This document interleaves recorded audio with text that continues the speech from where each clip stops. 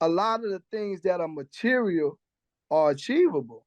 It's Yes. just a matter of how creative you are, and if you're capable of doing it. You know what I'm saying? Or if you're willing to go through those things to get it done.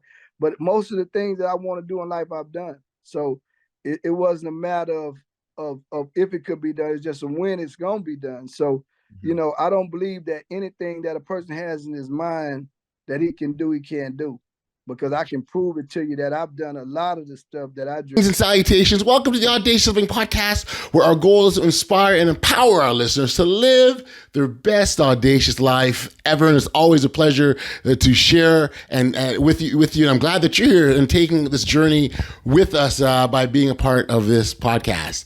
Now, just the way a caterpillar transforms into a beautiful butterfly after going through a challenging metamorphosis, our guest today, Skip Flanigan, has a story of chasing big dreams and overcoming obstacles, and it really resonates with the theme of transformation and growth in our own lives.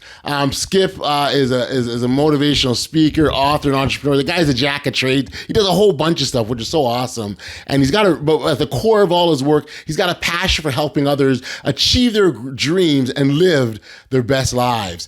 With his background in basketball, which is near and dear to my heart, and his experience in business, Skip brings a unique perspective to the conversation while pursuing greatness.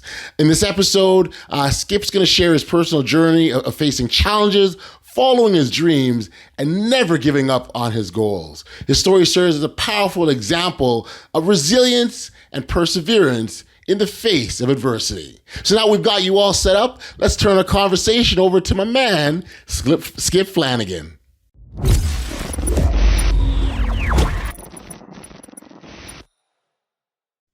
Hey, Skip, my man, thank you for joining me here today on the Audacious Living Podcast. I appreciate you making the time like this, my friend. Hey, I appreciate you having me. Yeah, no, absolutely. No question. When we have an opportunity to engage in, hearty and fruitful conversations that can Right. help individuals kind of get to that better place, I'm all in it, man. So Yeah, for me sure. too. Yeah, no, glad that you're here. On this podcast, one thing that the one of many of the reoccurring themes we talk about is that we all are on our own, preordained path, if you will, the Right. destination that we're supposed to go, and it's never the same. But Right. nonetheless, it's still our path that we Right. have to take. Right? It's nothing like Right. other people have their own. You've got yours, I've got mine, Right. Sally's got hers, and they're all different, and they're not the same, but they're still our Right. own that we still need to go down that road. And so, Right. maybe as a starting point, you're an ex basketball player, which is a sport near and dear to my heart. So maybe as a starting point, you can talk a little bit about your journey, what got you to the point that you're at now. Right. Yeah, man, I love basketball, man. I was actually talking to a little kid about it the other day because I just hired a guy and he said he was a football player. And I was like, man, make sure you chase that dream. I love basketball. That was the first thing that I wanted to do. Growing up from where I grew up, the old school generation, the first thing you wanted to be was an athlete. You know what I'm saying? That was the first chance to actually get $1 million. I Yep. tell everybody, anytime somebody have a son, the first thing they gonna do is hand them a football or basketball Right. or something. That's the first opportunity for you to be real successful or you to get real rich. So, my uncles and cousins played sports. So my cousin named Barbara, she was actually a real good softball player. I used to go watch her play softball, watch my cousin play tennis. So, and my grandmother had like the wall of fame. So she used to put everybody picture on the wall. And, I just wanted my picture there. Right. So Right. I played football. Then I went into basketball. I liked football, but I had got a concussion. And so I didn't want to play football no more. So I just dived straight into basketball, loved it. Played in high school, was all city in Houston. Right. Then went to Texas Southern, then traveled to Oregon Tech. So it was a beautiful journey. Nice. What did you learn from the game? What did it teach you? Well, like I tell people, just looking at how different things are now in life, I go all the way back to high school. in the purpose of PE classes. You know what I'm saying? And a lot of those classes, they don't even have in school anymore. But the purpose of those classes was to teach you, teamwork and friendship and covering your kids back, just learning about different people and learn how to be a team player. So I learned so many lessons from playing basketball. Right. When I actually went to Texas Southern, which was all black college. Then I went to Oregon Tech, which was a 90% white college. So, Mm-hmm. the lessons I learned were real valuable. You know what I'm saying? And while at Texas Southern, you could just see the stereotypes there. And me and the coach actually got into it at Texas Southern. I actually got to go back and protest some stuff that he did. He actually didn't put me on the team picture, there. And I was actually on the first team to play in a new gym. So it was like Right. some history that he stole from me. And it basically was because I told him when I was in school, I told him I was going to write a book. Right. And the name of the book was going to be Just One Chance to Please, Please Be Me.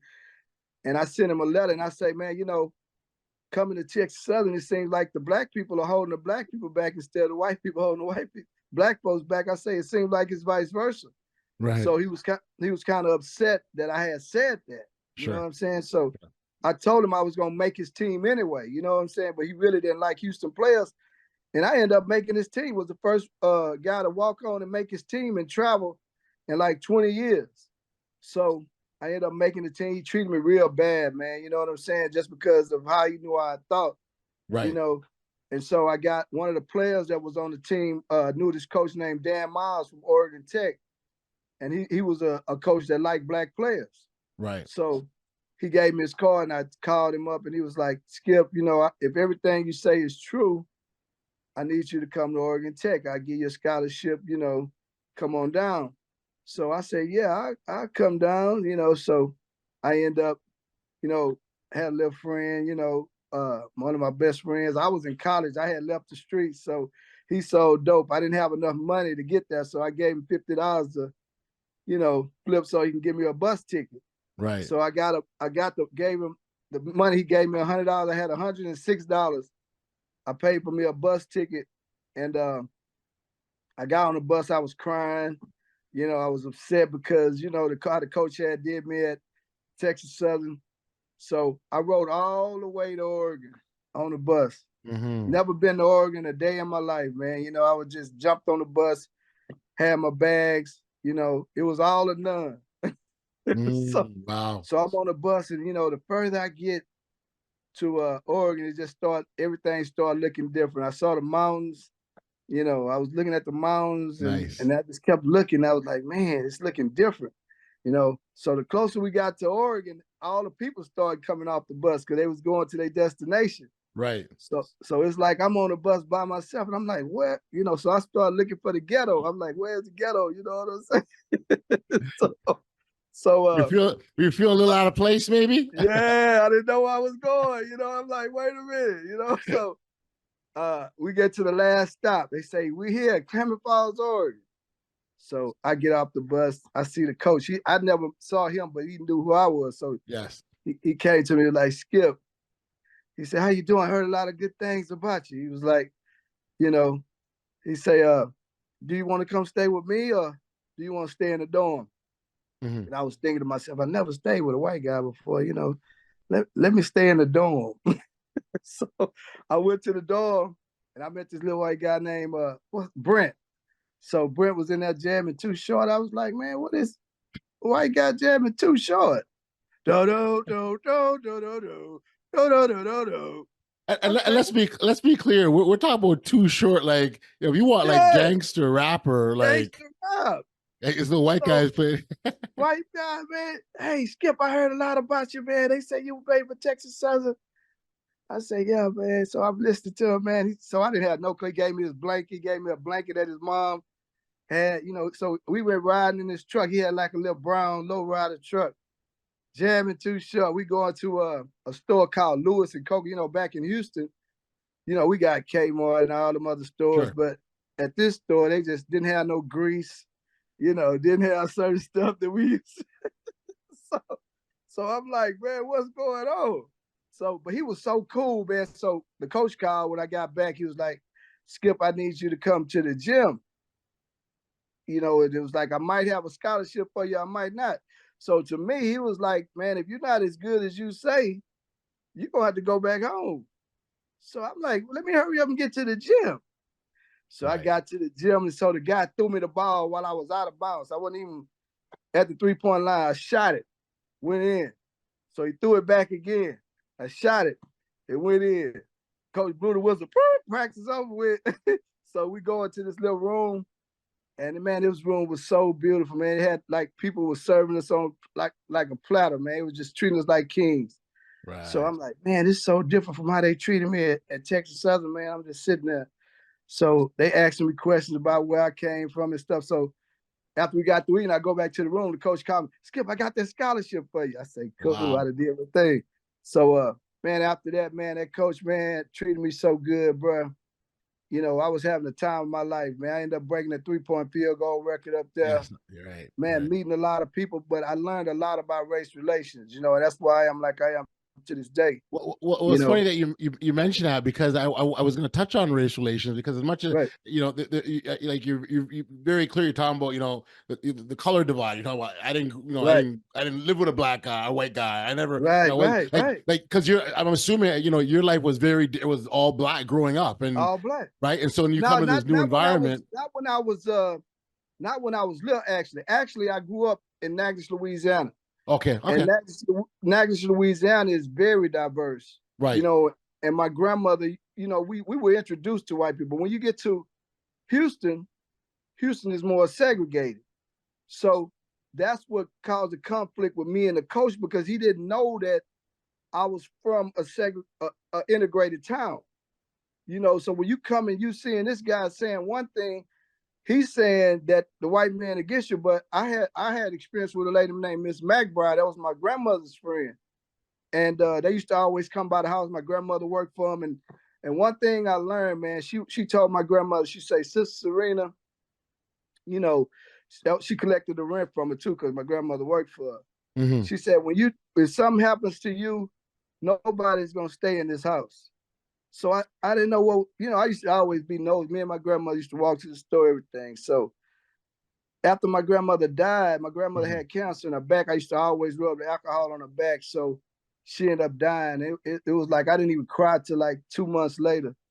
But when I went back to Louisiana, about a year or two later, maybe about 5 years later, man, the property was gone.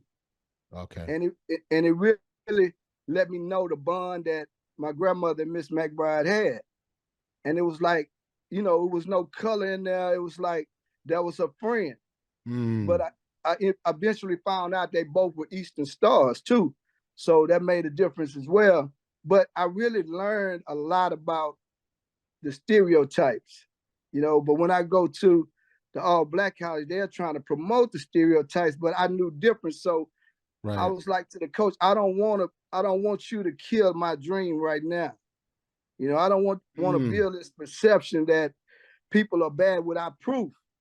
Right. You see what I'm saying? Because I have proof that it's a different story. Yes. Yes. So this is a grown man, and here I am, a young kid, trying to pause in my mind to tell me that something was not like I had saw, even though it may have been something he went through, but I need to see proof, because if I just accept that right then, guess what? I might as well stop living right then. Right. So even when I went to Oregon Tech, man, it was like, this is what I was talking about. This is what I saw growing up. I'm in a 90% white town and nothing is happening to me. Everything is going good. People are saying they racist, and then they'll come talk to me about sports.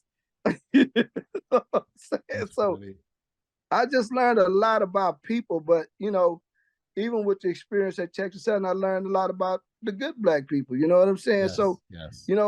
One thing about everything, like I tell a lot of people, a lot of my experience, I don't want to trade them for nothing. Gotcha. You know what I'm saying? Yep. Because they make me who I am. They give me the testimony that I have. They give me the ability to tell the story in truth and not guessing. I've confirmed a lot of things that Yes. it's a lot of good people in the world. You know what I'm Yes. saying? Yeah. So, Yep. you Yep. know, that's gonna be my testimony. Well, and it's those experiences you've got to go through in life to get you to have the understanding of certain things. Like, I can tell you about certain things and certain experiences in certain places all I want, but until you go Right, there and see it for yourself and garner right, your own and gain your own perspective and have your own understanding, right, that's when the message will really hit home. So I'm really happy to hear that you walked right, away with something from that experience. right. After so what happens next? You go through school, you finish. What happens after that for you?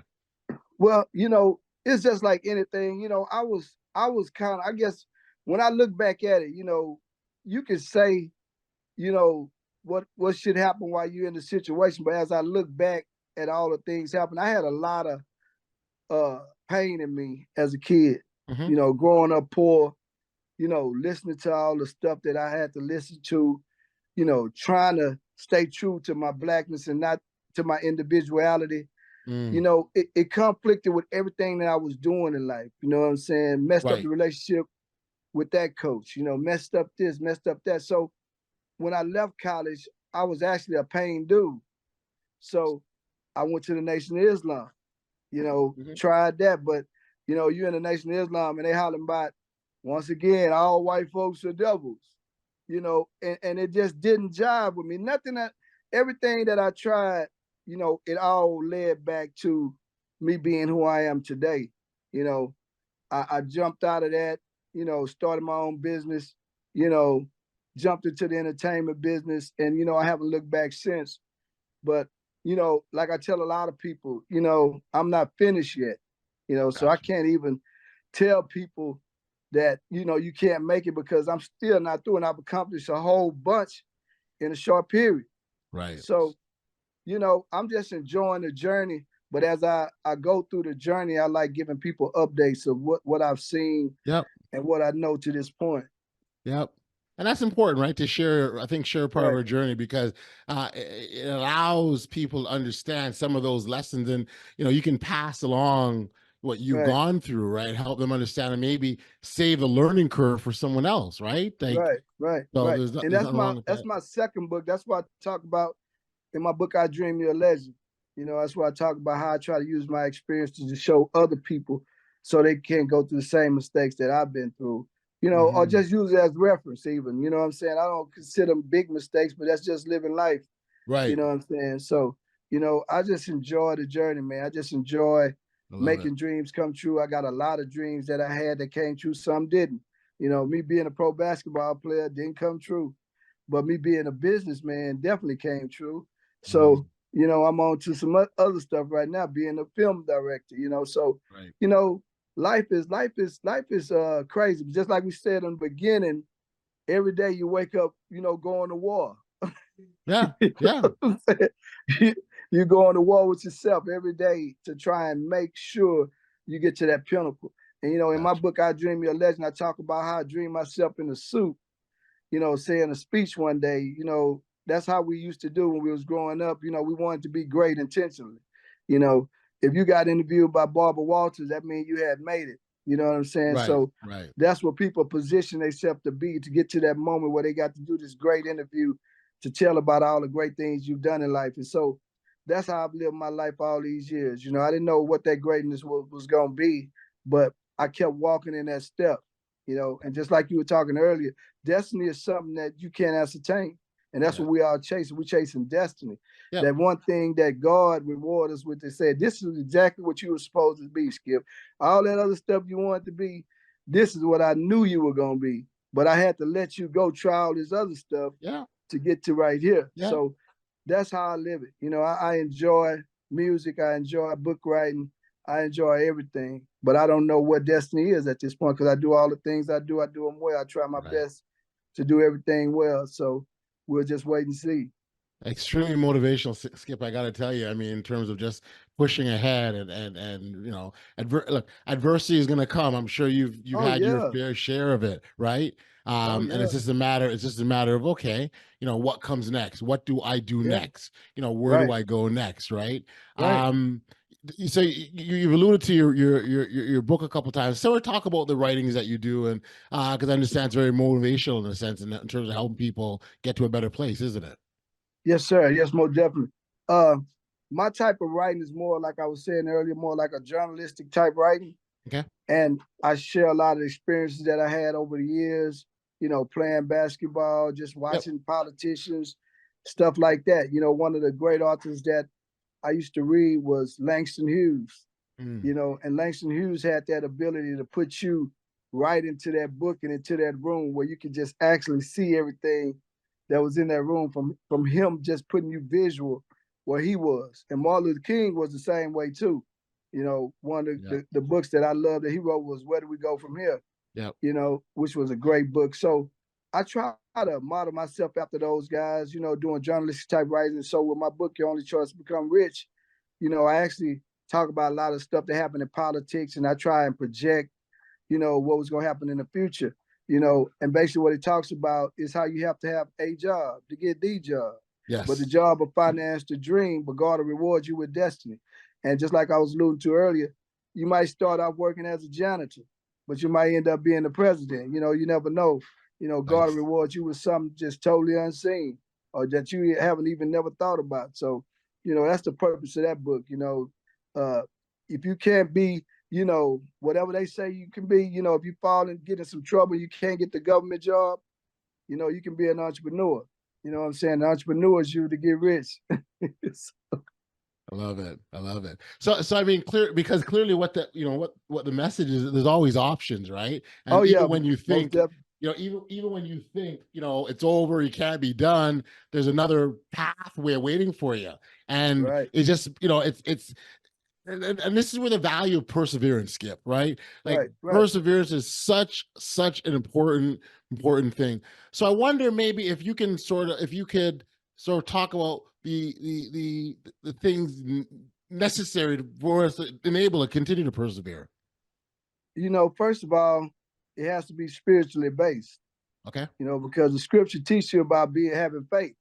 You know what I'm saying? So everything that I do is rooted in my faith. You know what I'm saying? My grandmother used to have the picture of Jesus on the wall, walking on the water. So that made me curious about God. You know, Right. and also when I had got upset when I was in college, high school. When I got out of high school, I started doing drugs, and so my friend was playing the drums in the church, so we had to go to the church to get $100 to get some more Right. money. But the pastor came down the aisle and he was like, "Will you come? If anybody's on drugs, will you come?" And I was like, "Wait a minute, he talking to us?"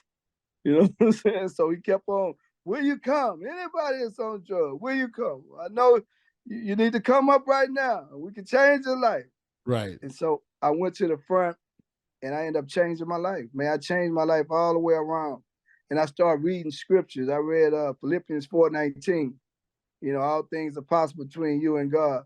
And my mom and my grandmother, them some church going people, man. You know what I'm Yes. saying? Yes. So, I believe everybody should at least be exposed to the church. You know what I'm saying? And Yes. once you get exposed to the church, you start reading and you become a child of God.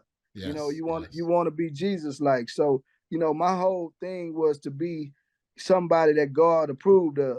So when you start living this life, you learn certain things you go through. Like I had guys want to kill me all the time, but I say, God, I pray God cover me with the blood of Jesus, change the heart of that criminal.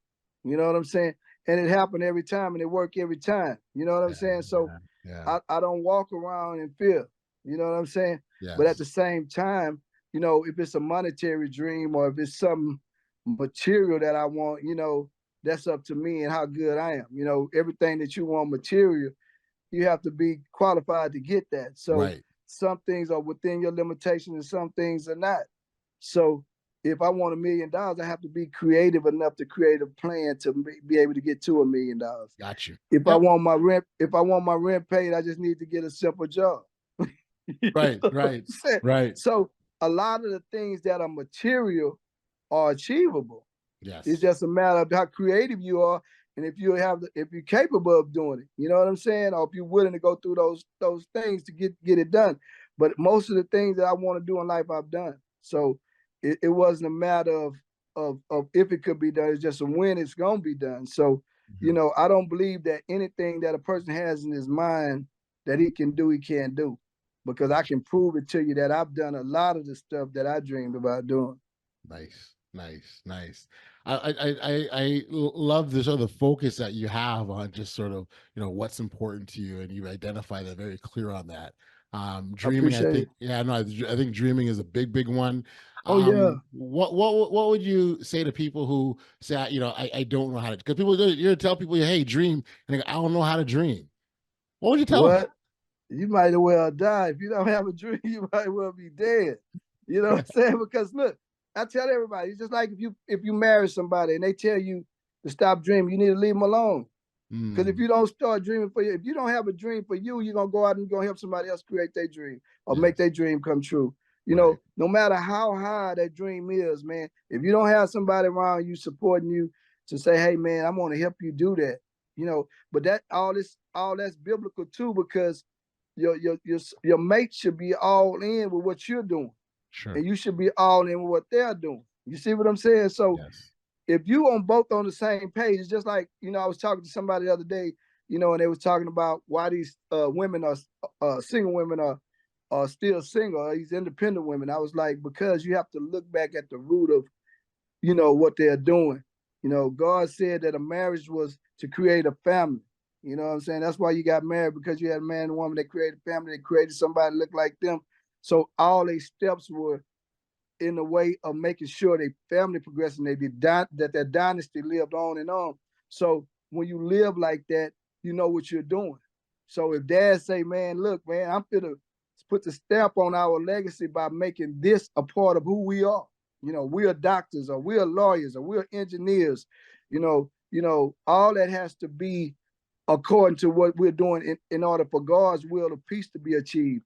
So right. that's what everything has to be rooted in God, and then after that, we follow. We make our moves accordingly. And I think that's great advice. I really do. I think in order to be Right. able to try, not try, but in order to do anything of success and have impact in this world, it starts with just do it. We got to just take that first step. And so on Yeah. this podcast, when we talk about being audacious, that's very much in line with what we talk Right. about here. Like if you want to do something great, you got to take that first step, man. It's not Right. going to Right. happen any other way. Yeah.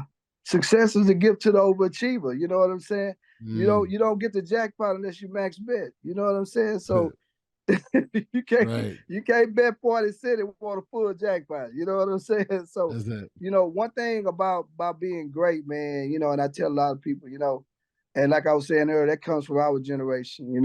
It's just like LeBron's son. He getting ready to go pro, playing 5 points a game. When we was growing up, you you had to score at least 20 a game. Come on, come on, Mr. Steve. You already know, man. You can't go pro play making 5 points a game. Well, if your Oh dad's man, LeBron, you can. man, yeah, that's what I'm saying. You buying titles, man. Come on, man. We didn't do that. So, my thing was this, if you lost that first fight, it's like I tell my workers sometimes, they'll mess up on the job, and Sure. they'll mess up. And I ask them, I say, what's your name, man? He'll say, James. I say, it's not Jesus, is it? He say, nah. I said, but you can be Jesus, because once you fix it and you present it, they're gonna say, man, that's great. But say, man, how long it took you to make that? Oh man, I did that in one day, man. They're gonna say, boy, you're great. Cause see, they're not gonna know where you messed up at. You see what I'm Yep. saying? So Yep. Yep. the process of being great is you learn from other people, man. You learn from your mistakes. You know what I'm saying? You go out and make a Yes. mistake. You Yes. got the bar set up here. I want to be the president.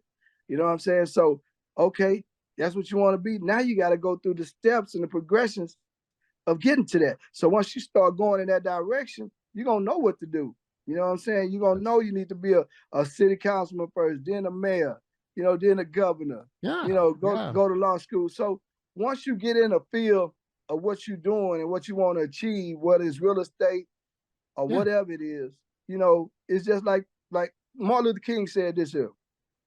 He said, if black folks don't pay attention to detail, instead of being the doctor, the lawyer, the scientist, they'll be the doctor's assistant, the lawyer's Mm. assistant. Mm, and that's why he was such a great man, because he completed a lot of degrees in socialism, you right. know, Buddhism. He did a whole lot of stuff. Uh, so that's who he was. You know what I'm saying? Mm, So that's why I look at it when I compare it to other people.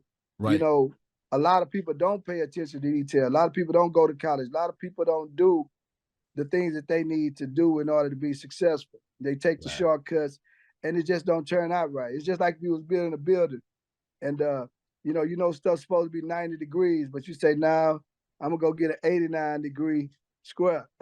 You know That's it. what I'm saying? That's So it. you're gonna have a crooked house. You know what I'm saying? So Right. we just have to pay attention to detail and not shortcut anything. You Yes. know what I'm saying? I love it. I love it. No, Skip, I think all your the points you make are bang on, exactly correct. I love your philosophy around dreaming, the importance of dreaming, and how that can lead us to success. But we got to dream first, right, and see what's Right, possible, right? right. So, absolutely. Again, thank you for the convo and being here and sharing the way you have. For listeners, if they wanted to catch up with you and learn more about your work, where can we send them, Skip? Well, you can go Amazon.com, BarnesandNoble.com, and get my book, Your Only Choice to Become Rich. I actually got a kids book that's going to be going up live probably Love it. in about a month. I have 3 albums that you can get Spotify, Apple Music, Okay. Deezer, wherever you want, any download platform. Just kind of Google me, man. You can get anything, the interviews, the videos. I actually shot a video last night. Good for you. So, everything is just going, and just social network tags at Skip Flanigan. Just Skip Flanigan, everything. Skip Flanigan apparel, my clothes. My You know. goodness. My goodness. You got it all. I love it. I love it. See, there you go. Dreaming again. Dreaming again. I love it. Very, very cool. This is Skip, my man. Thank you for Thank doing you, this. Thank you for Steve. the time. This is an absolute pleasure. And congratulations on all the success, my friend. Yeah, you as well, my friend. Appreciate everything, man. You're a gracious host, man. Yeah, man, no doubt.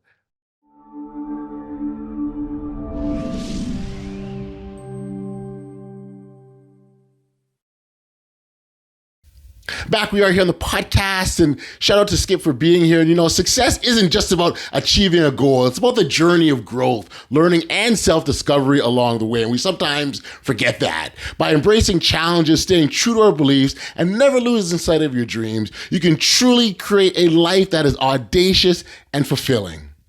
Hey, listen, if you want to connect with Skip directly or learn more about his journey and how he can help you reach your full potential, or his music, or all the other great stuff that he's doing, his book, he's got everything. Like I said, he's got everything. You can certainly find his contact details in the show notes below. And just so you know, Skip is offering for a limited time discount on his latest book, Your Choice. Your only choice to become rich, and it's certainly available for our podcasters, so you can, again, take advantage of that, and the details are in the show notes. Thank you for tuning in to another edition of the Audacious Living Podcast. Please follow, like, share, tell a friend, and those are the ways this podcast continues to grow, and I thank you for all that you've done to do so, help us grow and develop in advance. Stay tuned for more empowering conversations and stories of transformation right here on the Audacious Living Podcast. Until next time, stay safe, be kind, show love to one another, and be audacious.